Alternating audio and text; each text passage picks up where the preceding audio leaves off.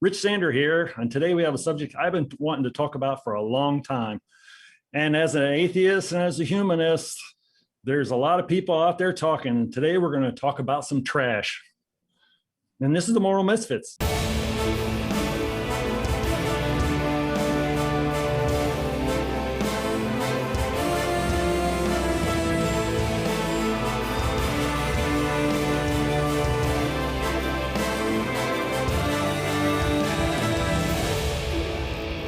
Today we have Jack here with the news from the Pique newsletter. And Jack, what do we have going on? We're focused today on a real threat to democracy in America. Not from some outside enemy, but from a growing minority on the far right and right here at home. As now more than a quarter of all Americans identify themselves as secular, that is, not belonging to any particular church or synagogue or mosque, the people who check the box labeled none after the question, what is your religion? The Christian right, whose numbers are shrinking, fighting for their version of a white and Christian America by trying to rewrite the rules of democracy, trying to deny people like thee and me political equality with them.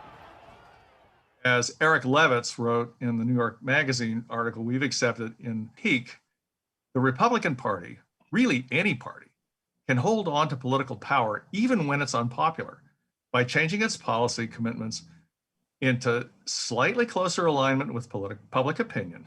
That's not an option for the Christian right's true believers who believe their beliefs are God-given. As a result, the right-wing movement is becoming forthrightly anti-democratic. On the one hand, that moral minority hopes to impose its will on the nation by judicial fiat. On the other, it aims to disenfranchise the heathen majority, that's us. While conservative Christians are already a minority of the US electorate, so it's not surprising that many of the right's unabashed advocates for authoritarianism hail from its religious wing. And while no respectable conservatives will publicly argue that non-white Americans are unfit for self-government, Mr. Levitz writes that many are quite comfortable in saying as much about the nation's socially liberal majority. And he quotes a right-wing scholar at Hillsdale College. Most people living in the United States today, certainly more than half, are not Americans in any meaningful sense of the term. They do not believe in, live by, or even like the principles, traditions, and ideals that until recently defined America as a nation and as a people. It is not obvious what we should call these citizen aliens, these non-American Americans, but they are something else. Citizen aliens? Non-American Americans? That's us he's talking about. And he concludes by suggesting that America simply do away with democracy. Therefore, he says, we need a conception of a stable political regime that allows for the good life. The US Constitution no longer works. Stable political regime, there's a word for that. It's called fascism. And fascism is being openly discussed in the right-wing media in prime time now. The right is going to pick a fascist within 10 to 20 years, says right-wing talk show host Jesse Kelly on Fox News's March 26th Tucker Carlson show. And Carlson, host of America's most watched cable TV opinion show, agreed, openly speculating that Republicans may soon get tired of, quote, following the rules, unquote, that used to guarantee them a white Christian oligarchy and pick a fascist to lead their party. Think fascism can't happen here? Timothy Snyder, author of the best-selling On Tyranny, thinks differently. When the less popular of the two parties, he says, can't win at the ballot box with unpopular ideas, they will either, quote, either fear democracy or weaken it, unquote, just as Eric Levitz predicted in New York Magazine and in Pique. Also in Pique this week, we wonder if we aren't getting too comfortable with the internet and reimagine John Lennon's Imagine lyrics while we're at it. We take back the proud label liberal from the far right. We urge our scientists to proclaim their values and order up a Manhattanat cocktail. Well, thanks, Jack. I really appreciate you bringing the latest from the Pique. And when I get back to New York, let's go out and have a Manhattannic drink instead of a Manhattan, and we'll see how far that gets us at the bar. Thanks, Rich. Thank you very much. So today we actually have two of our guests. We have Kevon and John to join us today. And today's subject is actually called the butt end. And as I like to say, we have an issue that sometimes we kick the can down the road, and that we put a lot of things back onto the butt end of things, such as we have manufacturers that make all kinds of plastic goods. We as consumers make it, we throw it in our landfill, and we're stuck with it at the very end. So we also have products that we're consuming. We make pre-processed foods so cheap and easy. And then for the manufacturers, they make all that money and they turn around and we eat it and consume it. And then we have to pay for that in our health. So instead of looking at things at the beginning, we're looking at things at the butt end of them. And so today I have John and Kevon to talk about this today. So John, I was thinking the other day that I walked out my front door and I saw trash just in the street, just little pieces here and there. So disconcerting that when I ride my bike or when I'm traveling, I just see trash everywhere. And I've been hearing lately that they're having a problem with recycling, that most products aren't recycled. And as two guys that have been around for a while and stuff, I have a concern that we're going to be leaving people like Kevon and his generation stuck with all the stuff that we're doing, and we're also harming ourselves. And you can see that it's getting a bigger and bigger problem. You've seen that a lot in your life, right? Oh, absolutely. And I'm seeing more of it now, just as you are. And I think part of the problem is us. Not, we'll talk about the plastics industry and all the rest of them, I know, while we're on this subject. But I think we ought to say right up front that a big part of the problem is us. That there is what we all know is that there is less of sense of community in the United States than there used to be. And in communities, people pay attention to their environment. They pick up something, a plastic bag or a loose paper that is headed for their neighbor's yard or lawn or whatever. They don't let their dog dump in front of their neighbor's house. They care about what the community looks like. And more, we are living in different bubbles. We know politically, we know socially, we know by income level, by what we've called class or caste in the past. And people don't socialize the way they used to, and they don't pay attention to what is going on. I saw a couple of the pictures that you have. You cared enough to take a picture of them. But how many people just walk by these things and say, it's not my problem? Yep, I agree, and for me, it was a sense of, I was taking it because I see it every day. I see it all the time, and it bothers me to the point where it doesn't matter if we have recycling, if we're still throwing trash and it's ending up in the streets and it's ending up in the estuaries and it's ending up in our oceans. It doesn't matter that we consume this stuff and put it in a landfill, or we try to recycle some of it. We still have a lot of it that's out there. And you were bringing up an important part, and I want to bring Kevon in here because I think that we have three generations here. We have you're an older generation. I'm a middle generation. Kevon's a younger generation, and we're looking at these things. And as a humanist, and I was trying to think of a way to come to some resolution on this, and I'm just not seeing it. It's not easy because it really is a whole system problem. And as a humanist, I'm looking at this problem, and I'm looking at Kevon younger, and it's like, boy, we're just leaving him a mess and stuff. And Kevon, you as an individual and stuff, you got to be looking at my generation and John's generation and saying, what are you guys doing? Yeah, definitely. There are a lot of jokes among the younger generations about like what type of future we'll inherit. Because sometimes it definitely looks a little bleak. It's hard to be optimistic at times. And I definitely agree with John about the dog poop thing. It seems to be everywhere, like literally everywhere. It's hard sometimes. You think like what will things look like in 20 years? Will we be fighting wars over water? Like how bad will it get? You never know.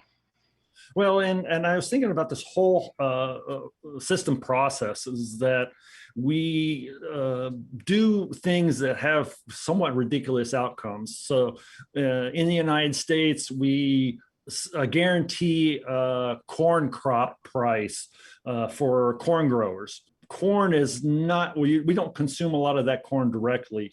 Most of it goes to cattle feed and turn around by giving a guaranteed price, it makes that cattle feed very cheap.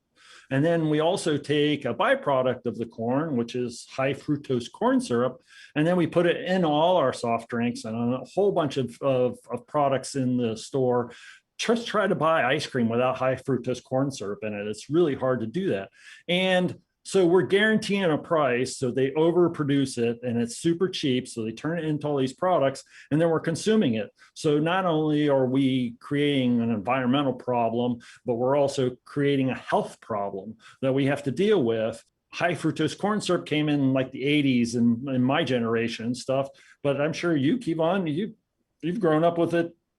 Your whole life has been with high fructose corn syrup and other additives and stuff in there. And John, when he was younger and stuff, they ate a lot of food that came off the farm, and it was a lot more natural and stuff. It was like thinking the 40s and 50s where they started really producing a lot of pre-processed food and stuff. So Kevon, you see what we're leaving you, and as a atheist and humanist and stuff, what are the things that your generation is thinking about in terms of how do we solve this? How do we deal with this? How do we just put our hands up and say whatever? What are you thinking? I think going back to what John said, it's a matter of more of a community thing. Like I think as humanists, it's for us, it's more community. Like the whole humanist thing is like, okay, we're in this together. But I don't know if society in general has that anymore. I don't know. America does tend to be described as like this ruggedly individual. We're all our own island and we're all doing this ourselves. But I think one of the solutions that I've seen is, at least one of the potential solutions, I don't have all the answers, but it's just to try and foster this sense of community again. Like we have to work together. Like this isn't like you said, like even if we're like recycling, this isn't like an individual thing. We have to work together. So I think that's the only way is I don't know how we do it, but we have to once again foster some sort of community to really turn this around. Well, that gives me a nice segue into what Moral Misfits is all about. So we like to talk about this at least once during the show, is that this is an opportunity for people throughout the United States or in the world actually to come and listen to us on Sunday nights and see what we have to say. And we're hoping that you're gathering and having a watch party for that as a secular, atheist, humanist, science-minded people come to get together as neighbors, as friends, as people in your community, so you can get to know them. And I think that's what John was talking about, and now what Kevon was talking about is that if we are together and we are talking amongst ourselves, maybe we can start finding those solutions and coming together and start caring about our communities and about each other and having empathy and compassion to look for solutions that we all can live with and can survive by and prosper by. One of the interesting things is about population, that the human race is the dominant species on the planet by far, and we've touched every inch of the planet with our pollution and with our development, and we have to live with that. And Kevon, this is a generational thing that the last couple of generations before you have done a lot of growth, lots and lots of growth in terms of the environment and our living space and the land required to feed everybody and stuff. So as your organization, you run the Black Nonbelievers in New York City, which is part of a greater national organization. And what are some of the things that you guys are seeing within your own community that are a need that is pressing you to take action? It's just in general, just educating people on humanism. So, John, when we look at the next few generations coming up, like Kevon and the generation after him, what is the legacy that you want to have for your generation to tackle these particular problems that are affecting our environment and our health? I don't know. I would suggest that we teach our children to pick up after themselves, for one thing. But beating up on our generation, Rich, and thank you for including yourself with me, because that makes me feel a little bit younger. Great. But this is something the human race has done this forever. We have always treated the earth as if it is our personal toilet. I read a story about an archaeologist who was working in Italy 100 years ago. And he was working near on the coast. And he said, gee, the land is all flat, but except this one big hill right here on the seacoast. Why the hell is there? How come there's one hill and no others, and everything else is flat? So he dug into it, and he found earthenware jars, 4-foot tall earthenware jars. And when his team started digging more, they found out that this hill, which was 200 meters high, was a thin layer of soil on top of millions of earthenware jars. What's the mystery? There's no mystery. That the Romans had been importing olive oil from Spain for generations. These came in earthenware jars. They came to the shores of Italy, and where they were transferred upriver, up the Tiber to Rome and to other cities. And you can't reuse the jars because the oil gets rancid. So they just threw away the jars. And eventually they made a hill 200 meters high and probably several hundred meters in width in order to sustain that. And there were villages on top of this hill and on the sides of this hill. And people over the course of a couple of thousand years had forgotten what was underneath. We've been doing it forever. We've been peeing in the streams and throwing our garbage wherever we felt like. And a little more history, but a little closer. When I was a kid, going to the 5 and dime, the Woolworth, was interesting as hell, because the way the store was organized were big tables. And the way that you now see apples and oranges, tomatoes, they're racked, these tented things where you look at them all, okay. That's where everything was. And a woman could go in there and buy a spool of thread out of a bin that had a sign on it that said thread, 10 cents. And she could pick one when she wanted. No packaging at all. And of course, what happened to Woolworth was they got robbed blind as community broke down. That the system worked for a long while. And then after, I would go in there when I was a kid and look, and one of the tables was just toys, little toys for a nickel, a dime, a quarter. And you could play with the toys. Swear I never stole one, never stole one. I'm not saying I never stole anything in my life, but I never took that because I was usually there with my mother. So it didn't make much sense. Well, I was thinking the other day that I was hungry, so I stopped at Wendy's. Not to pick on Wendy's, it's just a fast food place.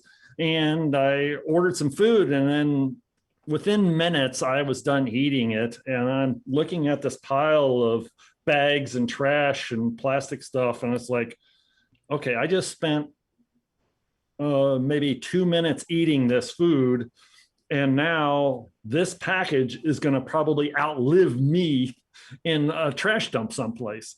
And I think about that kind of consumerism, and maybe some of the discussion can be around, well, we used to bake our own bread. Now we buy it in a plastic sleeve, and when we're done, that plastic sleeve, it goes right in the trash, and it will outlive us in the trash dump. If we make our own bread and we cook our own food and get it from its natural state, then we don't have to have all these, I get my green beans in a plastic bag, it's been cleaned, it's been sanitized, it's been put in a bag that I can put in the microwave, and it tastes yummy, and it's probably nutritionally okay because it's just frozen beans. But then I think about it, it's like, that's going to be around a very, very long time, that plastic bag.